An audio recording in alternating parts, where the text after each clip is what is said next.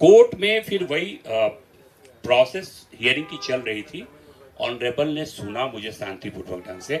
मैंने उनसे रिक्वेस्ट किया कि देखिए ये सारे के सारे सेक्शंस बेलेबल सेक्शंस हैं और इस शख्स को कोर्ट पुलिस थाने में कायदे से बेल मिलनी चाहिए, कॉन्स्टिट्यूशनल राइट है।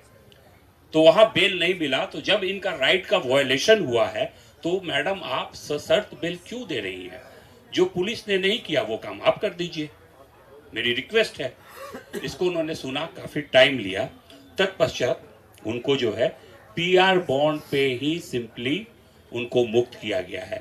अब मैं आप लोगों को बता दूं कि पीआर बॉन्ड जो है वो बेसिकली पर्सनल रिकॉग्निजेंस बॉन्ड कहते हैं उसको, और पर्सनल रिकॉग्निजेंस बॉन्ड में भी शर्त रहता है भैया।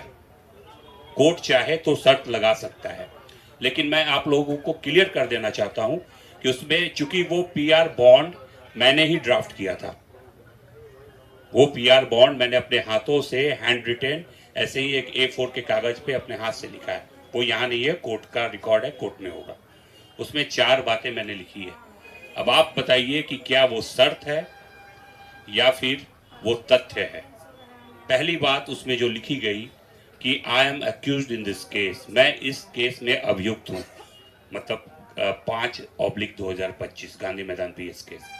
तो क्या ये बात शर्त है कि तथ्य है कि मैं इस केस में अभियुक्त हूँ? वो अभियुक्त थे, लिखा उन्होंने।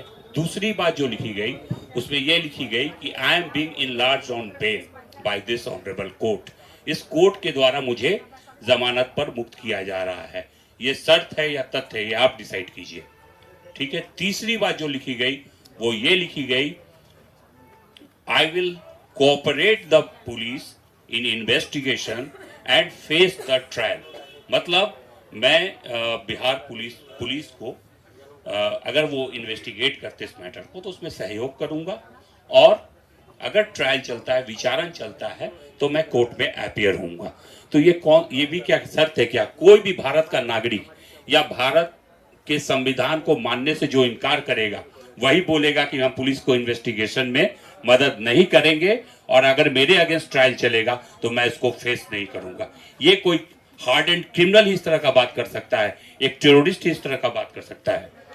चौथा बात मैंने लिखा, अगर मैं ट्रायल नहीं फेस करूंगा और मैं पुलिस को कोऑपरेट नहीं करूंगा तो मैं 25,000 रुपया सरकार को दूंगा। तो आप लोग खुद ही डिसाइड कीजिए कि इसमें से कौन आपको शर्त लगता है।